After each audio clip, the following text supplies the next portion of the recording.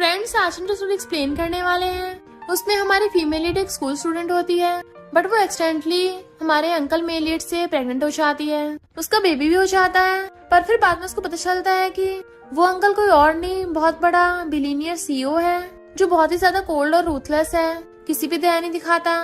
But हमारे male lead की family वाले तो हमारी फीमेल लीड को और उसके बेबी को बिल्कुल ट्रेजर की तरह स्पॉइल करने वाले हैं। और तो और हमारे कोल्ड मेल लीड का दिल कैसे हमारी फीमेल लीड के लिए पिघलेगा, ये जानने के लिए भी आपको पूरी वीडियो को लास्ट तक देखना होगा, क्योंकि इस ड्रामा में बहुत ही क्यूट बेबी है जिसे देखने में आपको बहुत अच्छा लगेगा। तो चलो बिना किसी देरी के स्टार्ट करते हैं स्टोरी को।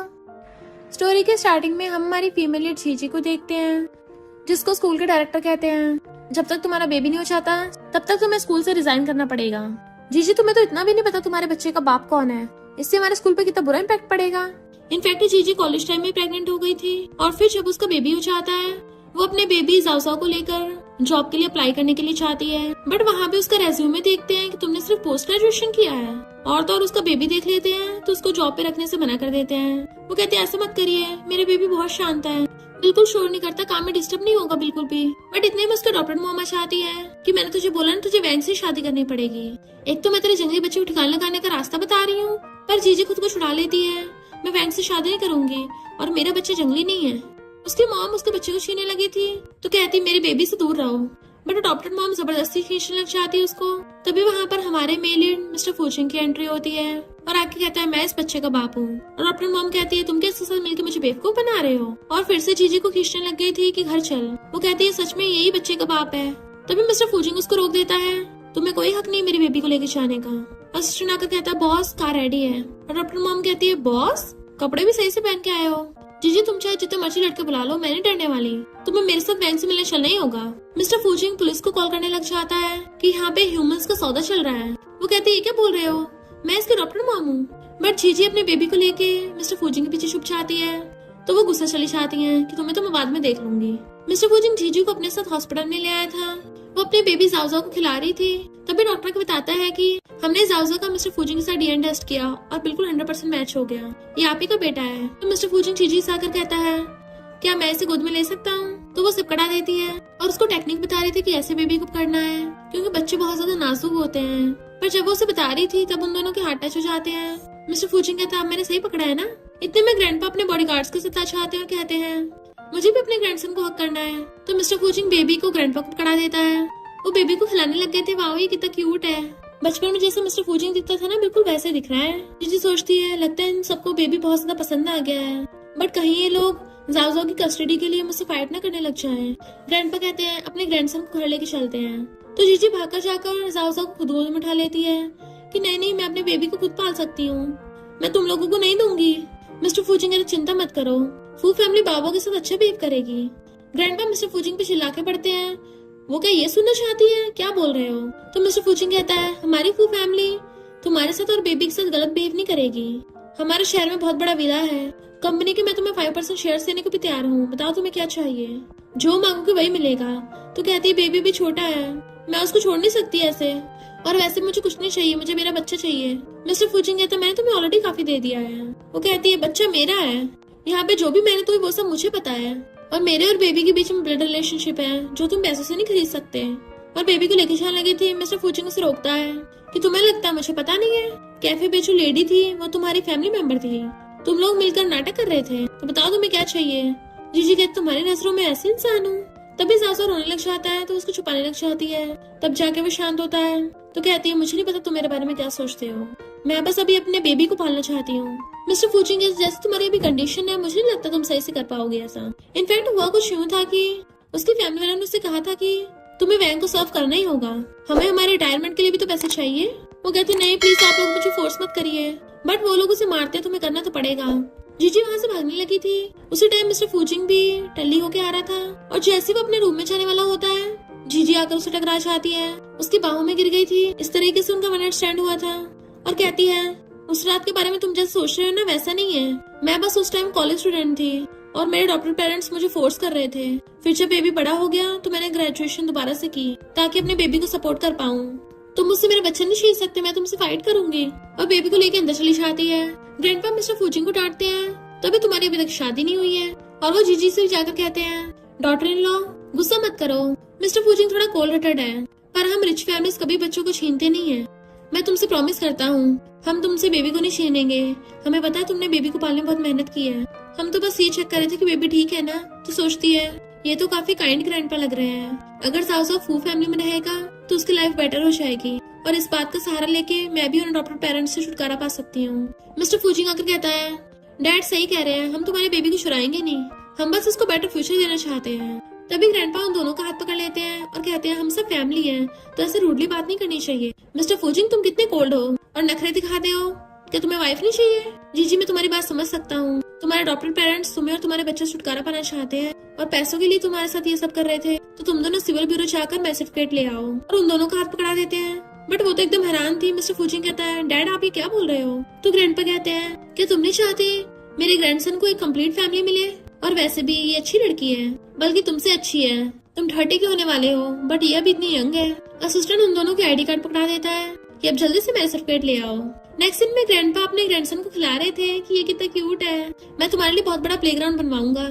इतने में वो दोनों मैरिज सर्टिफिकेट लेके आते हैं। मिस्टर फूजिंग कहते हैं, भले हमारी शादी हो गई है, पर फिर भी तुम्हें मेरे रूल्स फॉलो करने पड़ेंगे। वो कहती, कौन से रूल्स? बेबी के अलावा हमारे बीच में कुछ नहीं है, और ना ही हमारे बीच में कोई फिजिकल कांटेक्ट होगा। Okay uncle? तो वो हैरान था, मुझे अंकल बोल रही है। ग्रैंडपा मैरिज सर्टिफिकेट देके बड़ा खुश होते हैं और क्लैपिंग करके वहाँ पे बहुत सारे मेड्स को बुला लेते हैं, जो अलग अलग बहुत एक्सपेंसिव ज्वेलरीज लेके आए थी। वो हैरान थी, ये सब क्या है? ग्रैंडपा कहते हैं, आपसे हम फैमिली हैं और तुम हमारी फू फैमिली की डॉटर इन लॉ हो, तो हम तुम्हारे साथ कुछ गलत थोड़ी ना होने देंगे।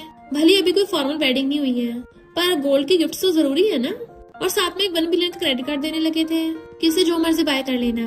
मिस्टर फूजिंग कहता है, डैड आपको पता है ना इस लड़की का पर्पस पैसे है, और आप इसको इतना दे रहे हो।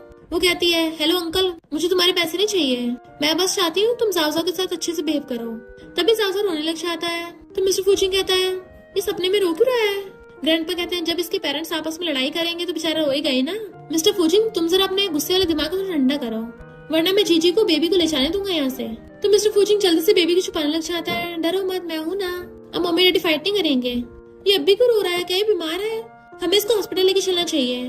वो कहती है, ये जरा अभी भूखा है। तो कहता है, फिर जल्दी से इसको खिलाओ ना। जीजी हैरान थी, क्या यहाँ पर? फिर मिस्टर फूजिंग भी समझ आता है और कहता है, मेरा मतलब कि जल्दी बेबी वाले रूम में ले जाकर इसको दूध पिला देना। ग्रैंडपा कहते हैं, हमने बेबी के लिए स्पेशल नैनीज रखी हैं, जो बच्चों का ध्यान रखने में एक्सपर्ट हैं। वो कहती, थैंक यू ग्रैंडपा, और जाओ को पकड़ के वहाँ से ले जाती है। मिस्टर फूजिंग जाने लगा था तो ग्रैंडपा कहते हैं, और तुम भी जल्दी बाप बनना सीख लो। वो कहता, मैं समझ गया, और पीछे भागता है। जीजी बेबी को रूम में ले जाकर कहती है, क्या तुम ब्रेस्ट पंप उठाने में हेल्प करोगे? मिस्टर फूजिंग पूछता है, ये ब्रेस्ट पंप क्या होता है? तो जल्दी से बेबी को झूले में लिटा देती है और कहती है, तुम यहाँ पर? इनफैक्ट उसने उसको नैनी समझ लिया था। मिस्टर फूजिंग कहता है, मैं बेबी का डैडी हूँ, तो ऑफ कोर्स उसका ध्यान रखूंगा ना। और उसको जाके खिलाने लग गया था। तो सोचती है, शायद ये अच्छा फादर है, पर ये जरूरी नहीं है कि ये अच्छा हस्बैंड भी होगा। मुझे फिर भी साथ में कुछ ना कुछ करते रहना होगा।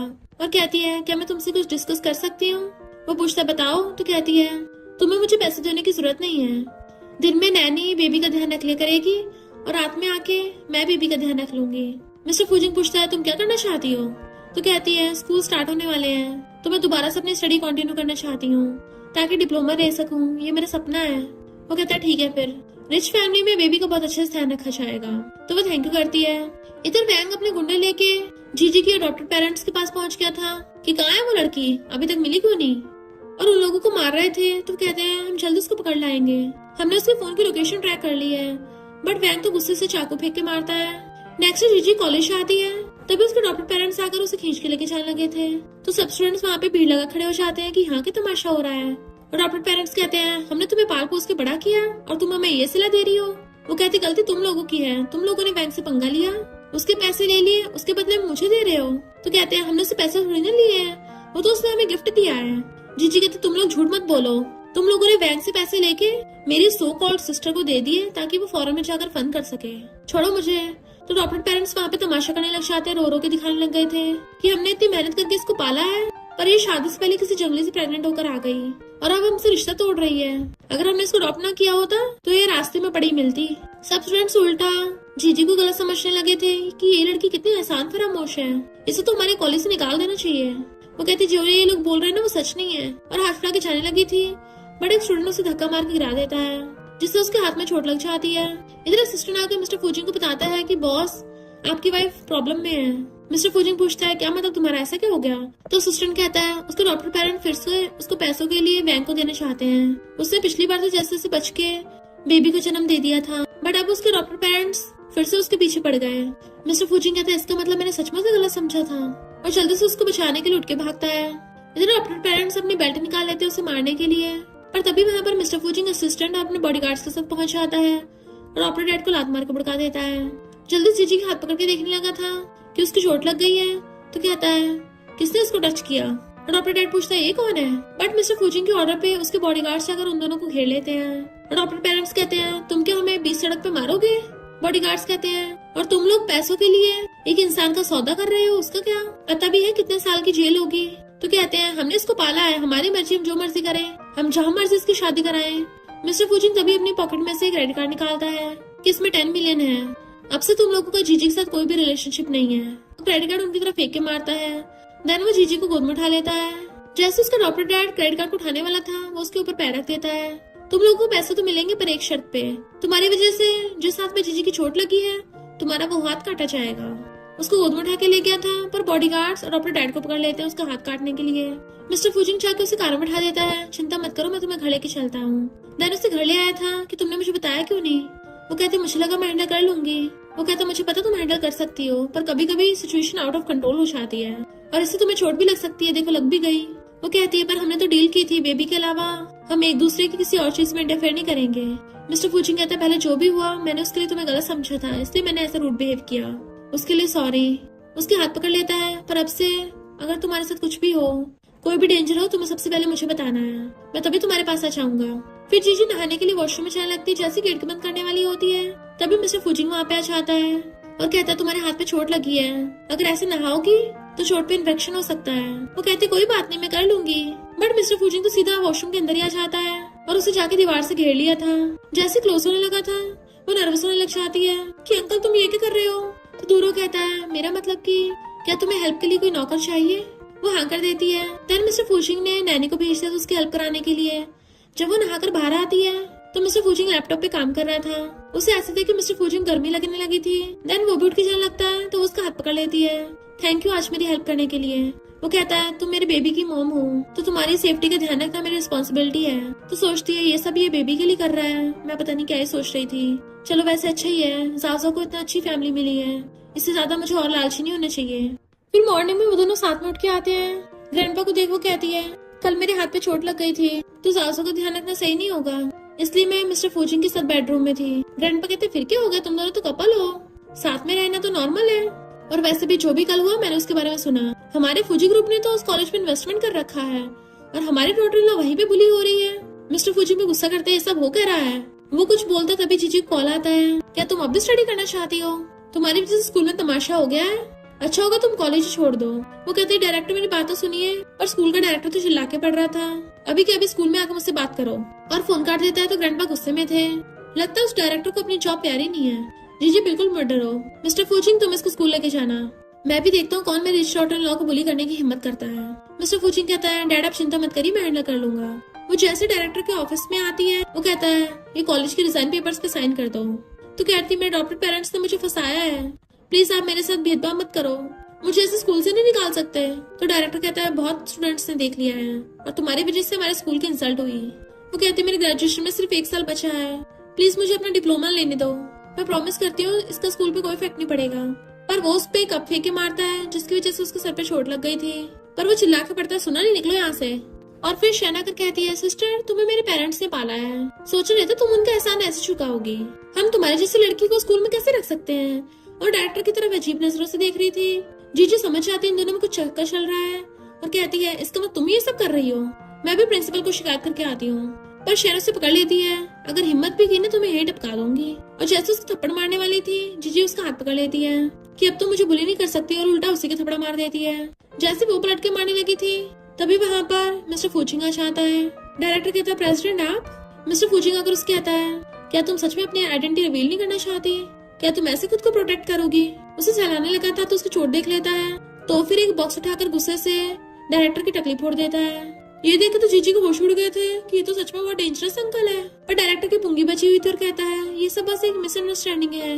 मिस्टर फुचिंग कहता है अगर किसी ने तुम्हें दोबारा बुली करने की हिम्मत की तो तुम भी ऐसे करके उसको सबक सिखाना। और शेन की तरफ गुस्से से देख रहा था। शेन सोचती है इसने तो डायरेक्टर को इतनी बुरी तरह से मार दिया, लगता है ये इंसान कोई मामूली नहीं है, तभी तो ये जीजी इतनी हिम्मत वाली बन गई, इसी की वजह से हो रहा है। और अच्छी बनने के लिए उसका हाथ पकड़ लेती है। सिस्टर ये कौन है? कल पेरेंट्स ने बताया था कि तुम्हें एक आदमी पब्लिक से उठा के ले गया, क्या ये वही जंगली है? वो हाशुरा लेती है। मिस्टर फुचिंग कहते तुमने जंगली किसे बोला? तो कहते सॉरी गलती हो गई, पर जीजी उसको थप्पड़ मार देती है। इसको याद रखना मैंने तुम लोगों के साथ रिश्ता तोड़ दिया है, आगे से जब हम दोबारा मिलेंगे तो मैं ऐसे प्रिटेंड करूंगी जैसे मैं तुम्हें जानती ना हूँ। शेन कहते सिस्टर ऐसा मत बोलो, मैं तुम्हारा भला चाहती हूँ। वो कहते अगर मेरा भला चाहती तो उन पैसों के चक्कर में मुझे और जाओ को नहीं देती, खुद तो वो पैसे लेकर फॉरेन में मजे करने के लिए भाग गई थी। शेन कहती है ऐसा मत कहो, हम सिस्टर्स हैं। पर जीजी कहती है मुझे इस ग्रीन टी से कोई बात नहीं करनी। मिस्टर फुचिंग चलते हैं, बट वो उसका हाथ पकड़ लेती है। प्लीज मुझे इससे इंट्रोड्यूस तो करवा दो, तुम ऐसे वेल्थी फैमिली में शादी नहीं कर सकती। मिस्टर फुचिंग कहते छोड़ो उसे, तो डर के मैंने छोड़ देती है। वो कहता अगर दोबारा मेरी वाइफ को परेशान किया ना तो तुम्हारा इस शहर से नामो निशान मिटा दूंगा। डायरेक्टर डर के मारे कहता है प्रेसिडेंट आप चिंता मत करिए, ऐसा दोबारा कभी नहीं होगा, हमें पहले नहीं पता था ये जीजी आपकी बंदी है। शैन कुछ बोलने लगी थी, डायरेक्टर उसके थप्पड़ मार देता है। जीजी कहती जब मैं बच्ची थी तुम हमेशा मेरी चीजें चुरा लेती थी, अब क्या तुम मेरे बच्चे के बाप पे भी लाइन मारना चाहती हो? शैन कहती है हाँ क्योंकि मैं बचपन से तुमसे बेटर हूँ, तुम और तुम्हारा वो जंगली एक रिच फैमिली में रहने के लायक नहीं है। तो जीजी उसको थप्पड़ बजा डालती है। मेरा बच्चा जंगली नहीं है, अगर दोबारा ऐसा बोला तो मुंह तोड़ दूंगी। शैन कहती है तुम मुझे मारोगी, उसके मारने लगी थी, बट मिस्टर फुचिंग हाथ पकड़ लेता है। अगर तुम ऐसे मेरी वाइफ को परेशान करती रही ना तो मैं तुम्हारी लाइफ को नर्क से भी बदतर बना दूंगा। और शीजी को पकड़ लेता है, अगर यकीन है तो ट्राई करके देख लो। शैन को गुस्सा रहा पर कुछ कर नहीं सकती थी, ऊपर से डायरेक्टर उसे पकड़ के घुटनों पर ला देता है। तो मिस्टर फुचिंग जीजी का हाथ पकड़ के ले जाता है वहाँ से। शैन गुस्से में थी कि एक ना एक दिन तुम्हारा बंदा मेरा होगा। मिस्टर फुचिंग जीजी को घर लेके आता है और उसकी चोट पे फूंक मारने लगा था। उसका हाथ पकड़ के लेके जाता है तो कहती है थैंक यू। वो लोग पहले मुझे मेरी बेबी की धमकी देके डराते थे, पर अब मेरा बेबी तुम्हारे प्रोटेक्शन में है तो अब मैं उन लोगों से नहीं डरती।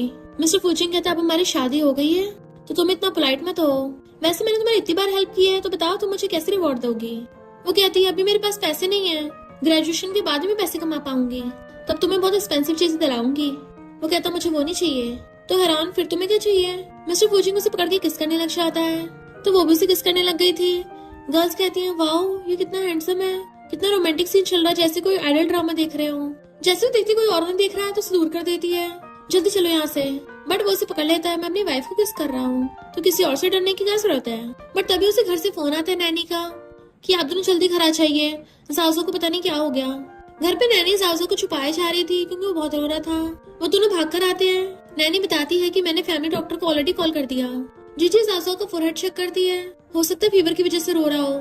नैनी को थर्मोमीटर लेने भेजती है और उसे छुपाने लग गई थी, बेबी रो मत। वो बहुत ज्यादा नॉन स्टॉप रोए जा रहा था तो मिस्टर फुचिंग उसको छुपाने की कोशिश करने लगता है। वो थर्मोमीटर से उसका टेम्परेचर चेक करती है तो कहती है इसको तो फीवर नहीं है।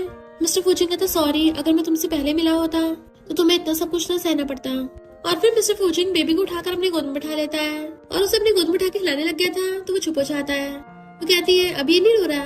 मिस्टर फुचिंग वाज लाइक आखिर बेटा किसका है। इधर शैन गुस्से में थी कि उस बेकार चीजी को रिचेस्ट फू फैमिली कैसे मिल सकती है। उसके डैड कहते हैं मैं फू फैमिली से ऑलरेडी 10 मिलियन मिल गए हैं तो हमें क्या, वो कुछ भी करे। शेन कहती है मैं उसको ऐसे नहीं जाने दूंगी। उस जीजी ने मिस्टर फुचिंग को पटाकर उसके बच्चे को जन्म दिया और उन दोनों को कुछ प्लान बताने लगती है। डॉक्टर बेबी का चेकअप कर रहा था, तभी वो लोग उसको कॉल करते हैं कि हमने सुना है तुम्हारी और तुम्हारी सिस्टर की लड़ाई हो गई थी स्कूल में, तुम्हारे डैड ने उसको बहुत डांटा। वो कहती है अगर तुम लोगों ने कॉल क्यों किया है?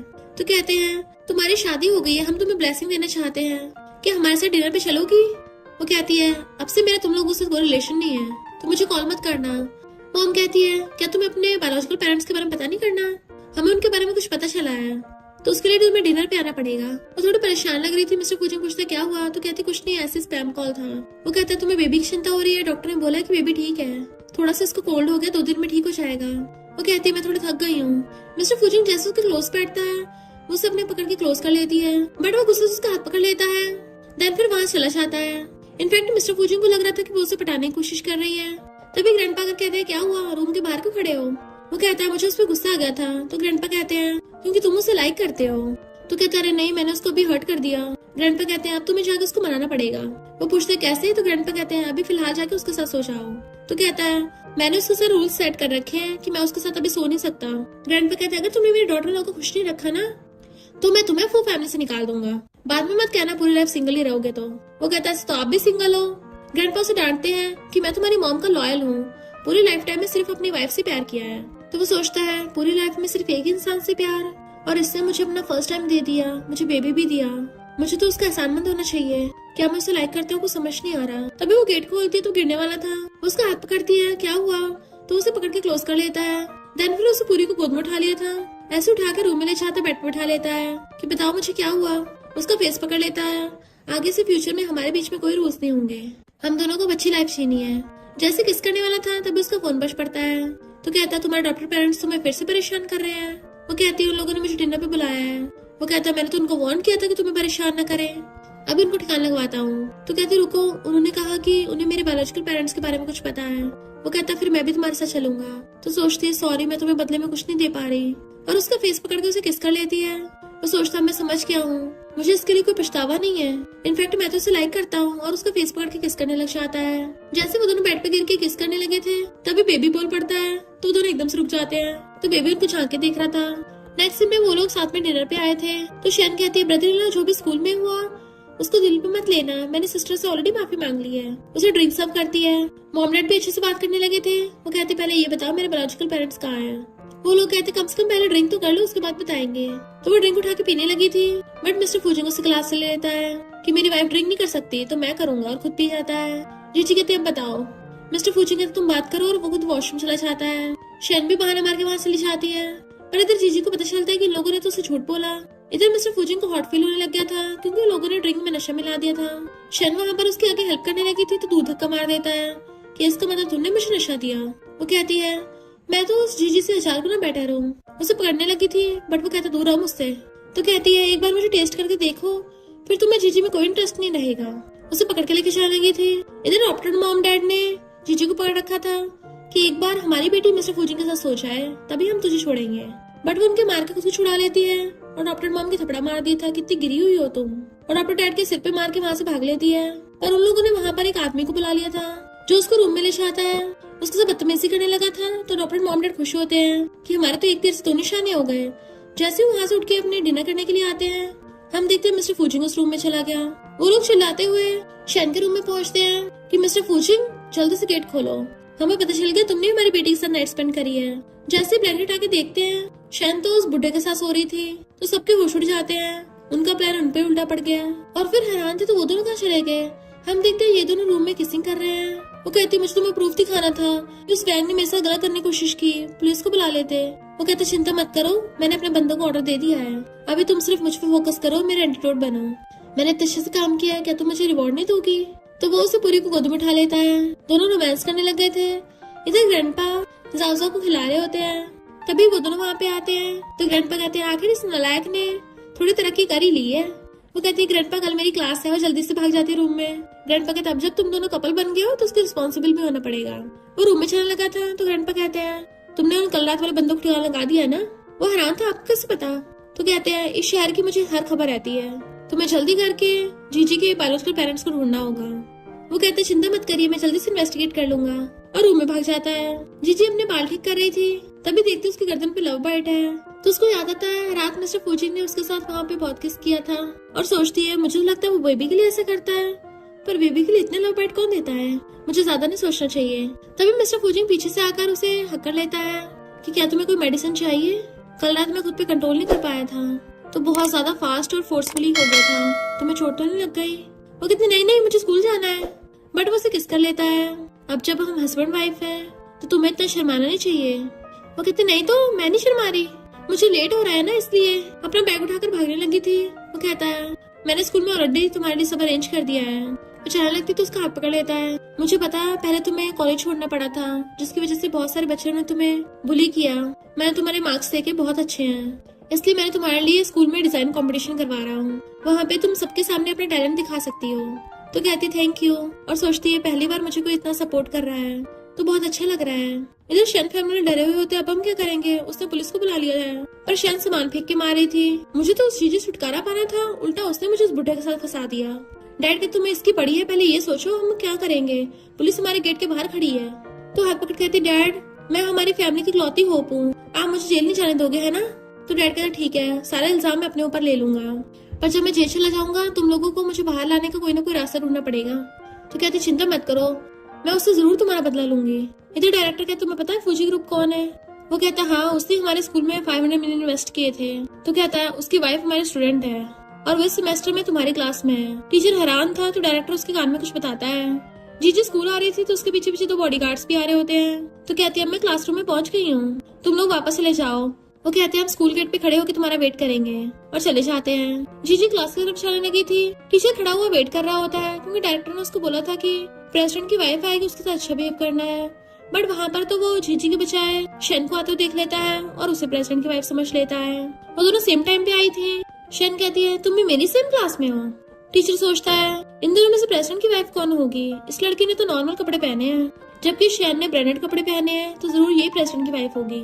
और उसका वेलकम करने लग जाता है तो शेन स्माइल करते हुए अंदर जाती है। जीजी भी जाके क्लास में बैठ जाती है पर शेन आकर उसका बैक साइड में कर देती है कि यहाँ से हटो, यहाँ पे मुझे बैठना है।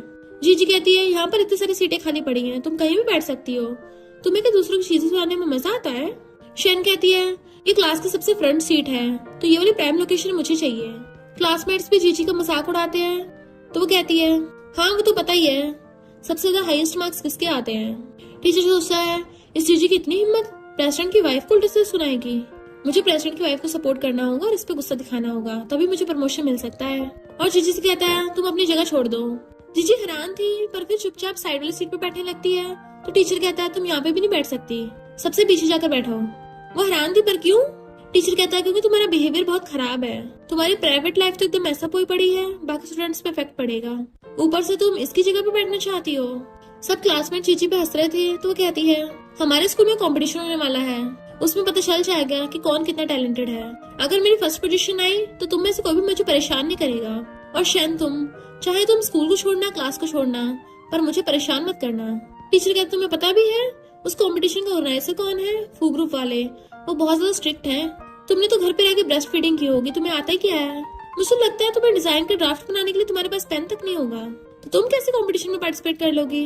वो कहते स्कूल में ऐसा कोई रूल नहीं है, सारे स्टूडेंट्स पार्टिसिपेट कर सकते हैं। शेन कहते तुम टीचर की बात समझी नहीं, टीचर के कहने का मतलब है कि तुम घर जाकर अपने बच्चे को दूध पिलाओ क्योंकि तुम सिर्फ इसी के लायक हो।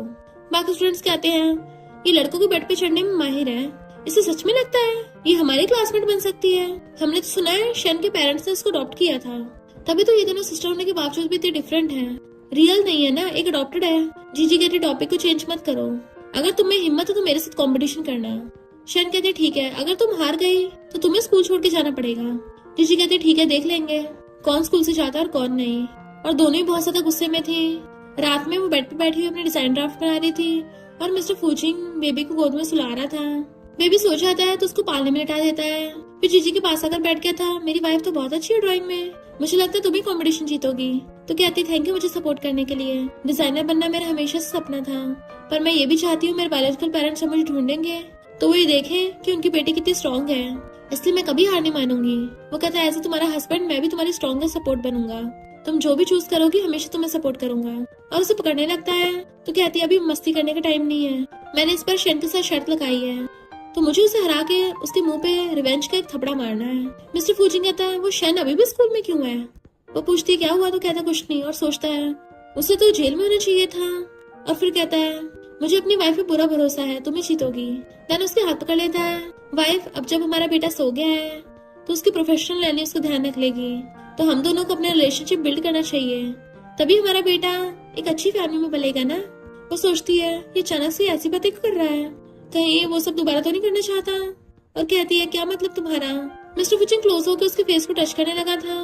देन उसे किस करने वाला होता है, तभी वो गेट पे चाहता है तो वो देखने के लिए चाहता है। गेट खोलते तो असिस्टेंट खड़ा था जो बताता है कि शेन के डैड ने सारा रोप अपने ऊपर ले लिया। वो कहता है अच्छा, तभी वो शेन स्कूल में आ गई। तुम किसी को स्कूल में शेन पे नजर रखने के लिए भेजो और उसकी कोई हरकत पे थोड़ा बहुत भी शक हो तभी मुझे बता देना। असिस्टेंट ओके बोल के चले जाता है। जैसे वो अंदर आता है जीजी बेड पे बैठी थी और उसे देख के जल्दी से लेटने लग जाती है कि मैं सो रही हूँ, मुंह फेर लेती है। मिस्टर फूजिंग आकर बेड पे लेट जाता है, उसे पीछे से हक्कर लेता है। वो कुछ बोलने लगी थी तो कहता है नर्वस मत हो, पिछली बार तो बस एक एक्सीडेंट था, आगे से मैं तुम्हें ऐसे रैंडमली टच नहीं करूंगा जब तक तुम नहीं स्टार्ट करोगी। वो पलट के उसको देखने लग जाती है और फिर उसके आइस पे हाथ रख के उसे किस करती है। इधर टीचर भागता हुआ डायरेक्टर के पास आता है कि प्रेसिडेंट की वाइफ और उसकी सिस्टर में शर्त लग गई है। उन दोनों ने स्कूल के डिजाइन कंपटीशन में पार्टिसिपेट कर लिया कि जो भी हारेगा उसे स्कूल छोड़ना पड़ेगा। डायरेक्टर कहता है तो प्रेसिडेंट की वाइफ को जिता देना। टीचर कहता है बट वो लड़की भी काफी कैपेबल है, मुझे लगता है अगर उसके डिजाइन स्कूल में भेजे गए तो वो तो पक्का फर्स्ट आ जाएगी। डायरेक्टर कहता तुम्हारा दिमाग नहीं है, अगर उसके डिजाइन अच्छे हैं तो उन दोनों के डिजाइन एक्सचेंज कर दो। इतना आसान है, तुमसे इतना भी नहीं होता। मैं फालतू में फू ग्रुप से पंगा लेना चाहता, तो जाके खुद ही हैंडल कर लो सब, क्योंकि ये कंपटीशन को सिर्फ मिसेस फू जीतेंगी। टीचर कहता ठीक है समझ गया। शैन चुपके चुपके क्लासरूम में आती है जब कोई नहीं होता, तो जीजी का बैग खोल के उसके डिजाइन चुराने लगती है। पर तभी जीजी आती है, ये क्या कर रही हो? तो जल्दी से डिजाइन पीछे छुपा लेती है, कुछ भी तो नहीं। जीजी उससे छीन लेती है, तुम मेरे डिजाइन चुरा रही थी, अगर शर्त जीतनी है तो मेहनत से फाइट करो। शैन कहती तुम्हारी वजह से मेरे डैड को 10 साल की जेल हो गई। वो कहती क्योंकि वो इसी के लायक थे, मुझ पे आरोप मत लगाओ और मुझे मेरे डिजाइन वापस करो।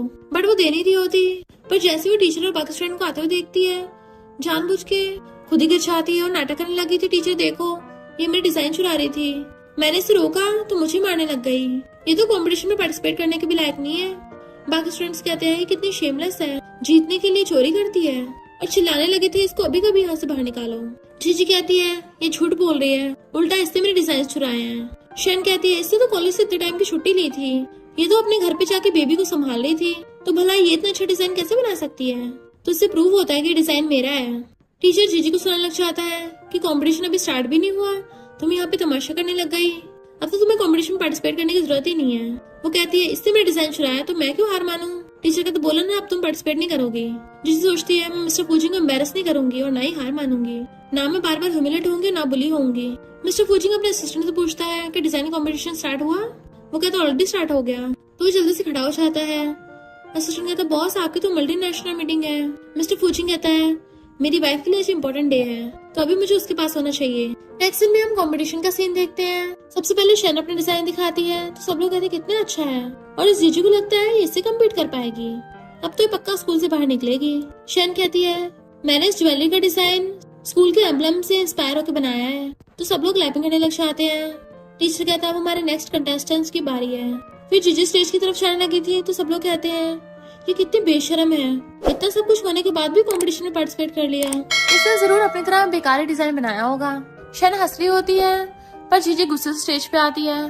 टीचर पूछता है तुम्हारा डिजाइन कहाँ है? तो कहती है यही मेरा डिजाइन है। टीचर कहता है ये क्या बकवास कर रही हो, ये डिजाइन तो अभी शैन ने दिखाया है, उसका है। सब लोग कहते हैं ये पागल हो गई है, शैन के डिजाइन को अपना बता रही है। जीजी कहती है पहली बात तो डिजाइन मेरा है जो शैन ने चुरा लिया था, और दूसरी बात इसे तो ये भी नहीं पता मेरा डिजाइन किस चीज से इंस्पायर होकर बनाया है। ध्यान से देखो ये डिजाइन स्कूल एम्बलम जैसा तो है ही नहीं, शेप में थोड़ा बस उसके जैसा है, पर ये उससे इंस्पायर नहीं हुआ है, बल्कि ये तो यूनिवर्स से इंस्पायर है। जजेस कहते हैं इसकी बात में तो दम है। शैन को लगता वो फंसने वाली है, तो कहती है ये तुम क्या बकवास कर रही हो, ये मेरा डिजाइन है और सबको बताया कि तुम चोर नहीं हो। टीचर सिक्योरिटी गार्ड्स को बुला लेता है कि इस लड़की को स्कूल से बाहर निकालो, पर तभी वहाँ पर लग्जरी कार की एंट्री होती है। असिस्टेंट गेट खोलता है, देन उसमें से हमारा मेल लीड मिस्टर फूची निकलता है। स्कूल वाले उसका वेलकम करते हैं, तो वो स्कूल के अंदर जाने लगता है। जीजी जजेस से कहती है मैं सबके सामने शैन के साथ ड्राइंग कर सकती हूँ, फिर पता चल जाएगा कि ये डिजाइन किसका है। अगर शैन ने भी इसको ड्रॉ कर लिया तो मैं खुद ही हार मान जाऊंगी। और टीचर सिक्योरिटी गार्ड से कहता है खड़े के देख रहे हो, पकड़ के लेके जाओ इसको। और सोचता है प्रेसिडेंट की वाइफ को मैं कुछ होने नहीं दे सकता, वरना डायरेक्टर मुझे नहीं छोड़ेगा। सिक्योरिटी गार्ड्स आकर जीजी को पकड़ने लग जाते हैं, बट वो खुद को छुड़ा लेती है। तुम लोग मुझे बाहर नहीं निकाल सकते, कैसे जल्दी कर रहे हो, क्योंकि तुम लोगों को पता है कि गलती मेरी नहीं इसकी है, इसलिए डर है ये शैन पकड़ी जाएगी और मेरे साथ डिजाइन के लिए कंपेयर नहीं कर पाएगी। टीचर के कहने पे सिक्योरिटी गार्ड फिर से उसको पकड़ लेते हैं, बट जजेस कहते रुको, हमें स्टूडेंट को दोबारा चांस देना चाहिए। शैन कहते जज आप इसकी बात मत सुनिए, इससे ड्राइंग करवाओगे तो टाइम ही वेस्ट होगा, और वैसे भी इसके थोड़े बहुत शब्द बोलने से आप मेरे पे शक थोड़ी ना करोगे। जज कहते हैं पर कंपटीशन की फेयरनेस के लिए हमें ऐसा करना ही होगा, और साथ में हमें भी 2 क्लासमेट्स के बीच में लाइव कंपटीशन देखने को मिल जाएगा। जीजी कहते हैं अब जब जजेस ने बोल ही दिया है तो ठीक है, फिर फेयर मैच होगा। जैसे सिक्योरिटी गार्ड उसको पेपर पेन लाके देते हैं, शैन जानबूझ के नाटक करने लग जाती है कि मेरे हार्ट में दर्द हो रहा है, मेरी तबीयत बहुत खराब होने लगी है। जीजी कहती है ये सब ड्रामा करना बंद करो। तो शैन सोचती है अगर मैं डिजाइन ही नहीं बनाऊंगी तो किसी को कुछ शक नहीं होगा। टीचर कहता है इस गेम को और कंटिन्यू करने की जरूरत ही नहीं है, साफ साफ दिख रहा है शैन का डिजाइन सबसे अच्छा है और वही जीत गई है, और इस जीजी को 0 स्कोर मिलता है। जीजी कहते आप लोग अंधे हो क्या, आपको दिख नहीं रहा? कि ये शन बीमार होने का नाटक कर रही है, बट कोई उसको सुनता ही नहीं। सिक्योरिटी गार्ड आकर उसे पकड़ने लग जाते हैं। तभी वहाँ पर मिस्टर फूचिंग की एंट्री होती है। सिक्योरिटी गार्ड जैसे उसे धक्का मारते हैं, वो गिरने वाली थी, मिस्टर फूचिंग आकर उसे पकड़ लेता है। डायरेक्टर आकर सिक्योरिटी गार्ड पे चिल्लाता है, तुम ये सब क्या कर रहे थे? वो कहते हैं इस लड़की ने दूसरों का डिजाइन चुराया और यहाँ पे शोर मचा रही थी। शन सोचती है यहाँ पे कैसे आ गया। स्टूडेंट्स कहते हैं ये तो फू ग्रुप के प्रेसिडेंट है ना, जिन्होंने हमारे स्कूल में इन्वेस्ट किया है। गर्ल्स कहती है वाओ ये कितना हैंडसम है, इतनी कम एज में इसने बिलियंस की प्रॉपर्टी खड़ी कर ली, जिसकी भी फ्यूचर में से शादी होगी उसके तो मजे मजे होंगे। मिस्टर फूचिंग कहता है जो स्टेज पे डिजाइन लगा हुआ है वो मेरी वाइफ का है, क्या किसी को क्वेश्चन पूछना है? सब लोग हैरान हो जाते हैं कि जीजी मिस्टर फूचिंग की वाइफ है। प्रेसिडेंट तो ये खुद रिबेल कर रहे हैं। टीचर शन को सुनाता है कि मैंने गलत समझ लिया था, और आगे कहता है बहुत बड़ी मिसअंडरस्टैंडिंग हो गई। डायरेक्टर कहता है तुमसे छोटी सी गलती हुई है, यहाँ पे मेरी जान पे आफत बनाई, तुमने सही से सुना क्यों नहीं था? तो टीचर का डायरेक्टर तुमने सही से एक्सप्लेन भी कहाँ किया था, और ये लड़की तो नॉर्मल से कपड़े पहन के आई, इसलिए मुझे पता नहीं चला कि ये प्रेसिडेंट की वाइफ है। तो डायरेक्टर टीचर को डांट के चुप करा देता है और मिस्टर फूचिंग से माफी मांगने लगा था। वो कहती है पर हम तो इस बात पे राजी हुए थे ना कि तुम मेरी आइडेंटिटी रिवील नहीं करोगे। उसको जलाकर कहता है सॉरी वाइफ, मेरे पास और कोई रास्ता नहीं बचा था, मैं तुम्हारे साथ गलत होते नहीं देख सकता था। वो कहती है मुझे लगा मैं खुद सॉल्व कर लूंगी, सोचा नहीं था ये शन इतनी गिरी हुई निकलेगी। तो कहता चिंता मत करो, अब से तुम इसको दोबारा स्कूल में नहीं देखोगी। शहनाज कहती जी हम सिस्टर्स हैं, मेरे पेरेंट्स ने तुम्हें इतने सालों से पाला है, तुम डिजाइन की वजह से मुझे स्कूल से थोड़ी ना निकलवाओगी। उसका हाथ पकड़ लेती है तुम तो शादी से पहले प्रेग्नेंट हो गई थी, तो मेरी फैमिली ने तुम्हारा ध्यान रखा था। स्टूडेंट्स कहते हैं तभी हम सोचे इसने टाइम तक स्कूल से छुट्टी क्यों ली थी, क्योंकि शादी से पहले प्रेग्नेंट हो गई थी, कहीं ये बच्चा प्रेसिडेंट का तो नहीं है। गर्ल्स कहती हैं हमें तो जीजी कैरेक्टर पे पहले से शक था, कॉलेज में होते सार भी ये बाहर खेलती फिरती थी, कहीं टॉप पे पहुंचने के लिए इसने बच्चे का यूज तो नहीं किया। बाकी स्टूडेंट्स कहते हैं हमें तो शन पे तरस आ रहा है, उसके पेरेंट्स ने उसे पाला और ये आसान फरामोश निकली। जीजी कहते तुम सब लोग मेरे खिलाफ बोलते रहते हो, तो मैं आज सबको ऐलान करना चाहती हूँ, मैंने शन की फैमिली से बहुत टाइम से रिश्ता तोड़ लिया है। शन नाटक करने लग जाती है, तुमने हमारी फैमिली को अबैंडन कर दिया। जीजी कहते ग्रीन टी अभी अपना ड्रामा बंद करो, अगर मिस्टर फूची ने मुझे ढूंढना नहीं होता तो तुम लोग मुझे और मेरे बच्चे को कब का हर्ट कर चुके होते। तुम लोग तो मुझे बुड्ढे को दे रहे थे और बदले में पैसे तक ले लिए। मिस्टर फूची कहता है अगर अब से किसी ने मेरी वाइफ के खिलाफ रूमर्स फैलाई या मेरी वाइफ को नीचे दिखाया, फिर तो उससे हमारी फू ग्रुप का लीगल डिपार्टमेंट ही बात करेगा, केस करके वो सीधा जेल में पड़ा मिलेगा। जीजी को वहाँ से पकड़े ले जाता है, जबकि डायरेक्टर के पसीने छूट रहे थे, और शन को कहता अपना बोरी बिस्तर पैक करके स्कूल से निकल जाओ। वो कहती डायरेक्टर तुम मेरे साथ ऐसे नहीं कर सकते, वो प्रेसिडेंट की वाइफ है, इसका मतलब ये नहीं मुझे बाहर निकालोगे। डायरेक्टर कहता है अच्छा तुमने तो उसका डिजाइन तक चुराया था, तुम्हारी वजह से हमारे स्कूल के इन्वेस्टमेंट फंड चले गए, अब निकल जाओ यहाँ से। वो उसका हाथ पकड़ने लगी थी बट वो गिरा देता है। इतने में एक टीचर डायरेक्टर को आके बताती है कि कोई हमें इस बच्ची की फोटो दिखा रहा था और ये पूछ रहा था क्या ये बच्ची हमारे स्कूल में आई थी, वो इस बच्चे को ढूंढ रहे हैं। शन देख के समझ आती है और कहती है मुझे पता है कौन है डायरेक्टर, मैं उस बिग शॉट की हेल्प कर सकती हूँ, हम उसकी बेटी को ढूंढेंगे तो वो पक्का हमारे स्कूल में इन्वेस्टमेंट करेगा। डायरेक्टर कहता है अगर तुमने सच में उस बिग शॉट की बायोलॉजिकल बेटी को ढूंढ लिया तो हमारे स्कूल का बहुत बड़ा प्रॉफिट हो जाएगा। तो फोन में नंबर मिला देती है किस पे कॉल कर देना, पर एक बात को प्रॉमिस करो अगर मैंने स्कूल को इन्वेस्टमेंट दिला दी तो मुझे स्कूल से फायर नहीं करोगे। डायरेक्टर ओके बोल देता है। जीजी कहती है थैंक यू मिस्टर फूचिंग। तो कहता है आपसे तुम अच्छे से अपनी स्टडी पे ध्यान दे पाओगी और बाकी सब मुझ पे छोड़ दो। तो कहती है हाँ मैं बहुत मेहनत करूंगी। देन उसका हाथ पकड़ लेता है कि मैं तुम्हारी सारी विशेष पूरी करूंगा। वो स्माइल करती है, देन वो क्लोज होके उसे पकड़ के किस करने लगा था, पर वो उसका हाथ पकड़ लेती है और दूर कर देती है। वो पूछता है क्या हुआ, तो कहती है मुझे तुमसे कुछ पूछना है। जब से वो डिनर हुआ है तब से लेके मैंने अपने बायोलॉजिकल पेरेंट्स के ढूंढने के बारे में पोस्ट डाली थी, पर अभी तक उस बारे में कोई न्यूज नहीं मिली, तो मैं चाहती हूँ तुम मेरी हेल्प करो। तो कहते चिंता मत करो, मैंने किसी को इन्वेस्टिगेट करने को बोला है। वो खुश होती पर फिर कहती है हाँ याद आया, बचपन में मेरे पास एक पेंडेंट था, शायद वो मेरे पेरेंट्स ने मुझे दिया हो, वो काम आ सकता है। वो कहता है कि अब भी वो पेंडेंट तुम्हारे पास है। कहती है अरे नहीं, वो पेंडेंट तो शायद मेरे डॉक्टर पेरेंट्स से ले लिया था, मैं उसको वापस लाना भूल गई। असिस्टेंट पूछता है बॉस क्या करना है, तो वो कहता है शन फैमिली में चलो। इधर मॉम पूछती है कि सच में कॉल आएगा, वो कहती देखती जाना। तभी कॉल आता है, हमें पता चला है कि तुमने किसी बच्ची को अडॉप्ट किया था, क्या ये बात सच है? वो कहते हाँ। वो पूछते हैं क्या उस बच्ची के गले में एक रेड ड्रॉप वाला पेंडेंट था? वो शन के इशारे पे हाँ कर इशारे थी। तो दिल से आवाज आती है तो तुमने जिस बच्ची को अडॉप्ट किया था ना, वो शहर की सबसे रिचेस्ट किन फैमिली की बेटी है, जो भी उसको ढूंढ के देगा उसको रिवॉर्ड मिलेगा। तो वो ओके कर देती है और फिर फोन काट के कहती है वो जीजी तो सच में बड़ी लकी निकली, सोचा नहीं था वो रिचेस्ट मैन की बेटी निकलेगी।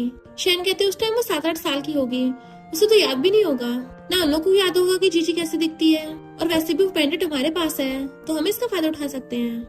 मॉम कहती सही कहा, तुम तो बड़ी स्मार्ट हो। जब वो उसके बायोलॉजिकल पेरेंट्स को ढूंढने के लिए आएंगे तुम उनकी बेटी बनने का नाटक कर लेना और फिर हमारी लाइफ ऐश में जाएगी।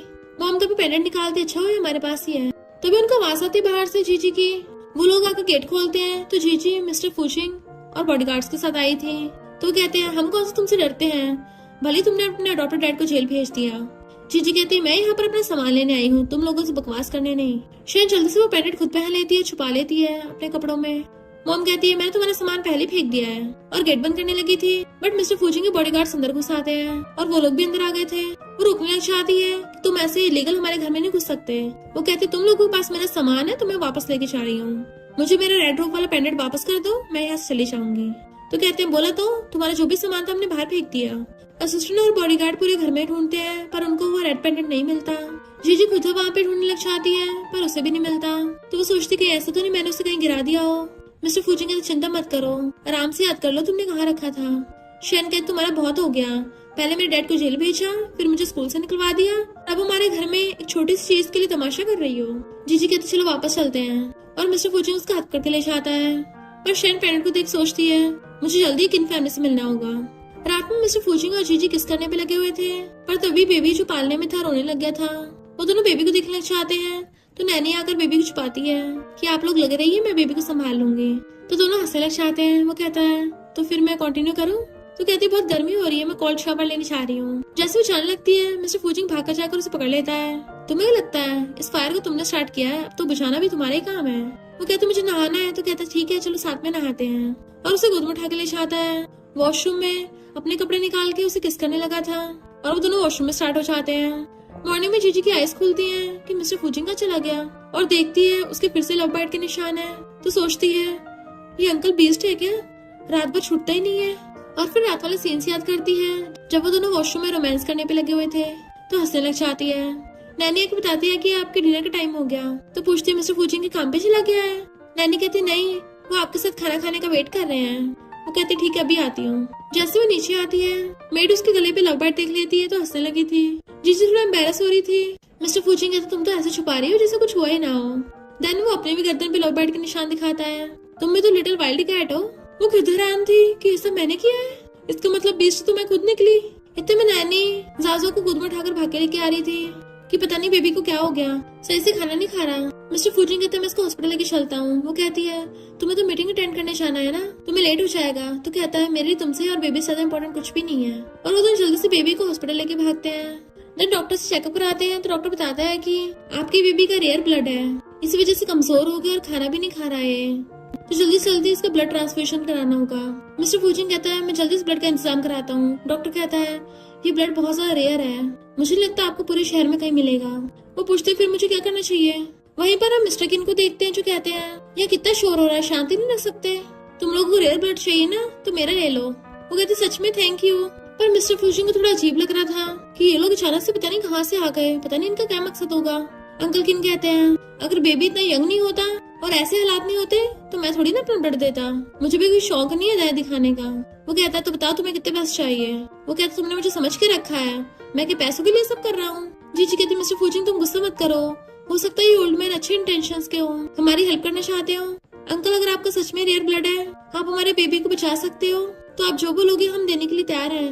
वो कहते मैं तो खुद ही बुढ़ा हूँ, मुझे कुछ नहीं चाहिए। और सोचते हैं मुझे तो बस मेरी बेटी चाहिए जिससे मैं अपनी जान से भी ज्यादा प्यार करता हूँ। बट उनका बटलर कहता है आप तो बहुत ओल्ड हो, ऐसे अपना ब्लड निकलवाओगे हो सकता है आपकी बॉडी पे इफेक्ट पड़े। और आप भूल गए आप हॉस्पिटल किस काम से आए थे, एक लड़की के साथ आपकी इन्फॉर्मेशन मैच हुई है। वो सोचते बेचारे ओल्ड मैन भी अपनी बेटी को ढूंढ रहे हैं। वो कहते हैं इन बेचारे को रेयर ब्लड चाहिए, इनके बच्चे की जरूरत है, मेरा थोड़ा खून बह जाएगा तो कुछ होगा नहीं। और वो उनके बेबी को ब्लड दे देते हैं। जीजी उनको थैंक यू करती है कि मैं आपकी बेटी को ढूंढने में हेल्प करूंगी। वो सोचते हैं ये लड़की कितनी जाने पहचाने लगती है, ऐसा लग रहा है जैसे ये मेरी बेटी हो। और पूछते हैं क्या हम पहले कभी मिले हैं। मिस्टर फुचिंग कहता है आपने मेरी बेटी की जान बचाई उसके लिए थैंक यू, पर ये कुछ ज्यादा हो रहा है। वो कहते हैं तुम तो जेलस हो रहे हो, ऐसी कोई बात नहीं थी, मैं तो बुढ़ा हूँ, मुझसे क्या जेलस होना। तो जीजी हंसने लग जाती है। बट अंकल किन सोचते हैं पता नहीं मेरी बेटी की शादी हुई भी या नहीं और उसका हस्बैंड उसके साथ कैसे ट्रीट करता होगा। जीजी के गले की तरफ देखते हैं, उसने तो कोई पैंडेंट नहीं पहना था और जीजी को लेके चलने लगा था। बट वो कहती है मुझे उनकी आंखों में दर्द दिख रहा है, उन्होंने भी मेरी तरह किसी अपने को खोया है। हस्बैंड, तुम्हें उसकी हेल्प करनी चाहिए। मिस्टर फूजिंग कहता ठीक है, मैं तुम्हारी बेटी को ढूंढने में हेल्प करूंगा। इतने में नर्स उनकी बेबी को लेके आ जाती है तो दोनों जल्दी से गोद में उठा लेते हैं। अंकल किन कहता है तुम्हारा बच्चा तो बहुत क्यूट है, मेरी बेटी बिल्कुल सेम बचपन में ऐसी दिखती थी, और देखने लगा था क्लोज होके। बट मिस्टर किन छुपा लेता है क्योंकि उसे बहुत अजीब लग रहा था कि कोई उसके बच्चे को ऐसे झांक के देख रहा है। डॉक्टर उनको बुलाता है तो वो दोनों वहाँ चले जाते हैं अपने बेबी को लेके। पर बटलर को फोन आता है जो कहता है आपकी बेटी मिल गई है, उसको शेन फैमिली ने अडॉप्ट किया था। इधर ये दोनों माँ बेटी खुश हो रही थी। अंकल किन आकर कहते हैं सोचा नहीं तो मेरी बेटी यहाँ रहती होगी, सच में उसने बहुत सहा है। शेन नाटक करने लग जाती है डैड। वो उसके गले में पेंडेंट देख के अपनी बेटी समझ लेते हैं। शेन रोती हुई कहती है मैंने बचपन में बहुत कुछ सहा है, वो तो मेरे डॉक्टर पेरेंट्स ने मुझे अडॉप्ट कर लिया। तो वो कहते हैं आगे से तुम्हें किन फैमिली में बिल्कुल रोने की जरूरत ही नहीं पड़ेगी, है ना सुसु। बटलर कहता है बॉस अल्जाइमर की वजह से आप यंग लेडी का नाम भूल गए हो, उनका नाम सुसु नहीं नाना है। तो शेन उस बटलर को घूरती है। इधर ये दोनों प्यार से बेबी को सुला देते हैं। मिस्टर फूजिंग कहता है चिंता मत करो, बेबी जल्दी ठीक हो जाएगा, और उसके हाथ पकड़ लेता है काश मैंने तुम्हें पहले ढूंढ लिया होता तो हम सब साथ में खुश रह रहे होते। इतने में नर्स आकर कहती है कि बेबी को जिस इंसान ने ब्लड डोनेट किया था क्या वो बेबी का ग्रैंडपा था। वो हैरान थे नहीं तो क्यों। नर्स कहती जहाँ तक मुझे याद है उस ओल्ड मैन का और बेबी का डीएनए 99% मैच हो रहा है। तो वो लोग हैरान थे कि कहीं कोई गलती तो नहीं हुई। नर्स कहती है नई मशीन ने तो ये रिपोर्ट निकाली है, कोई गलती नहीं हुई है। जीजू को तो शौक ही लग जाता है। मिस्टर फूजिंग तो इसका मतलब वो इंसान, वो कहती है वो मेरे बायोलॉजिकल डैड है, तभी उनको हमारा बेटा जाना पहचान लग रहा था। वो कहता रो मत, मैं उनको जल्दी ढूंढ लूंगा। इधर ये लोग फंसने लगे थे तो डॉक्टर मॉम बहाना बनाती है कि ये उस टाइम बच्ची थी ना इसलिए इसको अपना निकनेम याद नहीं रहा। शेन रो रो के ड्रामा करने लग जाती है कि डैड क्या ये बटलर मुझ पे शक कर रहा है, एक तो मैंने बचपन से खुद ही तक सहा है। तो कहते हैं सब मेरी गलती है, डैड तुम्हें अच्छे से कंपनसेट करेंगे। बटलर भी माफी मांगता है कि मुझसे गलती होगी यंग लेडी, कोई बात नहीं। शेन सोचती है इस बुढ़े को अल्जाइमर है, जल्दी निपट जाएगा तो सारी प्रॉपर्टी मेरी हो जाएगी। और कहती है मैं गुस्सा नहीं हूँ डैड, बस आप मेरे साथ बुरा बिहेव मत करना। डैड कहते तुम जो मांगोगी मैं तुम्हें वही लाके दूंगा। तो कहती है मैं सबसे रिचेस्ट मैन की बेटी हूँ, तब भी क्या फायदा, मैंने पुअर लाइफ जी है। डैड कहते मैं समझ गया तुम्हें क्या चाहिए, और छुटकी भी चाहते हैं तो बॉडीगार्ड्स बहुत सारी एक्सपेंसिव चीजें लेके आ जाते हैं। उन लोगों को होश उड़ गए थे कि ये तो मिलियंस के होंगे, ये तो लिमिटेड एडिशन बैग है, डैड आपके मुझे दे रहे हो। वो कहते हैं हाँ ये तो बस सिर्फ छोटा सा तोहफा है, घर चलो मैं तो तुम्हें अपना सब कुछ दे दूंगा, विला प्रॉपर्टी सब तुम्हारा ही तो है। बटलर को शक हो रहा था और पूछता है तुम्हारे पास जो पेंडेंट है वो फेक थोड़ी ना होगा, एक बार दिखा दो। तो शेन कहती हाँ ये रियल है, मेरी मॉम ने दिया था। डैड आप देखो ना, ये तो बटलर बार बार मुझ पे शक कर रहा है। डैड कहते नहीं मुझे तुम पे भरोसा है। तो कहती है मुझे कोई पसंद है पर वो ऑलरेडी मैरिड है। डैड कहते हैं तुम्हें ऐसे दूसरों की शादी नहीं खराब करनी चाहिए। तो कहती है पर उसने मजबूरी में शादी की है, वो लड़की ने उसे फंसाकर उसके बच्चे से प्रेग्नेंट हो गई, उनके बीच में प्यार व्यार नहीं है, प्लीज डैड आप मेरी उससे शादी करवा दो। बट बटलर को किसी का फोन आता है और वो काफी गुस्से में लग रहा था। इधर चीची कहती है क्या वो हमसे मिलना नहीं चाहते। इन दोनों को वेट करते करते काफी टाइम हो जाता है। तो वो रोती कहती है अगर मुझे पहले पता होता वो मेरे डैड है, मैं उन्हें हॉस्पिटल से जाने नहीं देती। मिस्टर फूजिंग उसे हक करके कंफर्ट करता है, चिंता मत करो मैं जल्दी तुम्हें तुम्हारी फैमिली से मिलवाऊंगा। तभी मिस्टर फूजिंग कॉल आता है। असिस्टेंट बताता है कि अचानक से किन फैमिली के प्रेसिडेंट ने आपके लिए शादी का प्रपोजल भेजा है और बोल रहे हैं कि वो आपके साथ बदले में 10 बिलियन का कॉन्ट्रैक्ट करेंगे, बट अगर आपने मना किया तो आपको इसके लिए कंपनसेट करना पड़ेगा, क्योंकि किन फैमिली वालों को अभी अभी अपनी बेटी मिली है। उन दोनों को शक हो रहा था अभी भी बेटी मिली है, कहीं ये सब कुछ कनेक्टेड तो नहीं है। मिस्टर फूजिंग तभी पता चलेगा जब उनसे मिलेंगे, और जानबूझ की शादी के लिए हाँ कर देता है, पर शर्त ये थी कि पहले वो उन लोगों से मिलेगा। जीजी कहती है अगर वो शहर के रिश्तेदार साथ में हुए तो फिर उनकी बेटी तो मैं हुई ना, कहीं उन्होंने मेरी जगह किसी और को तो नहीं अपनी बेटी समझ लिया, कौन होगा वो। वो कहता है कहीं शन तो नहीं है, तुम्हारा पेंडेंट खो गया था, कहीं उसने तो नहीं ले लिया और मिस्टर किन की बेटी बनने का नाटक किया हो। जीजी कहती है वो शन कभी नहीं सुधरने वाली, बचपन से मेरी चीजें छीनती आ रही है, इस बार तो उसे सबक सिखाने पड़ेगा, अब तो हद ही कर दी, मेरे बायोलॉजिकल डैड को छीनना चाहती है।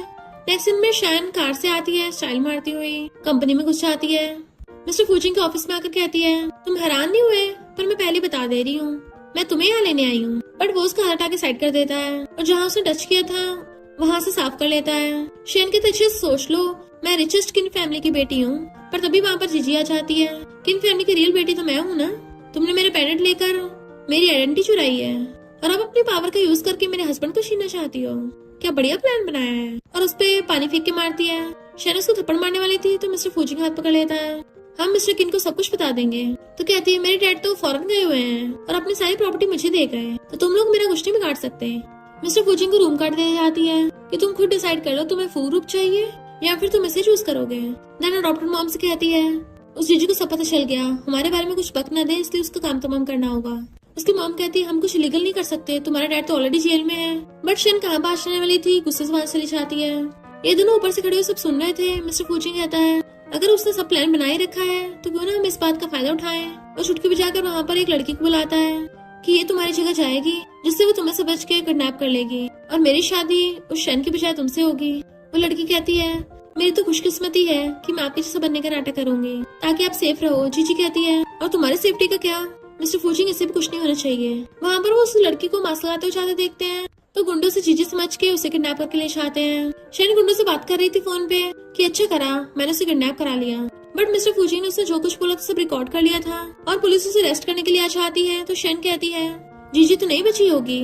वो कहता है किसने कहा जीजी का किडनैप हुआ है। और जीजी वहाँ पर आती तो शैन की तो आंखें फैल गई थी कि मुझे तो लगा तुम टपक गई। पुलिस जैसे शैन को लेके जाने लगी थी और डॉक्टर मामा आकर उनके पैरों में गिर जाती है कि प्लीज शैन को बख्श दो, इसके डैड तो ऑलरेडी चले गए जेल में, मैं इसको नहीं खोना चाहती। पैरों में गिर के भीख मांग रही थी बट पुलिस शैन को पकड़ के ले जाती है तो डॉक्टर मामा पीछे भागती है। जीजी कहती सब खत्म हो गया फाइनली। वो कहता है चलो वाइफ अब शादी कर लेते हैं, मैं सबको बताना चाहता हूँ कि तुम मेरी वाइफ हो। वो उसको मारती है तो कहता है मैं तो तुम्हारा हूँ ना। पर जैसे वो गाल पे निशान देखती है तो कहती है मैं तुमसे शादी नहीं करूंगी। गुस्से जाने लगी थी पर वो उसे अपनी बाहों में खींच लेता है। इधर जीजी के डैड बेबी को बोतल से दूध पिला रहे थे तभी वो दोनों वहाँ पे आते हैं। जीजी उन्हें देख कहती है डैड। वो कहते मेरी बेटी और भागकर जाकर उसको हक कर लेते हैं कि मैं उस बुरी लड़की की बातों में आ गया था वरना मैं तुम्हें पहचान नहीं लेता। वो कहते कोई बात नहीं डैड, मैं समझ सकती हूँ। बटलर कहता है मुझे तो पहले से शक हो रहा था। वो कहते हैं डैड आप तो बिजनेस ट्रिप पे गए थे ना, आप वापस कैसे आए। तो डैड कहते हैं मिस्टर फूजिंग ने मुझे कॉल करके बता दिया था। वो कहती है हस्बैंड तुम तो बड़े चंटे निकले, मुझसे झूठ बोला। उसके मारने लगी थी बट वो हाथ पकड़ लेता है। अब जब सब प्रॉब्लम सॉल्व हो गई है तो फिर हमारी प्रॉब्लम सॉल्व करते हैं। वो कहते मुझे नहीं पता, तुमने मुझसे झूठ बोला ना, बताया क्यों नहीं मेरे डैड घर पे हैं।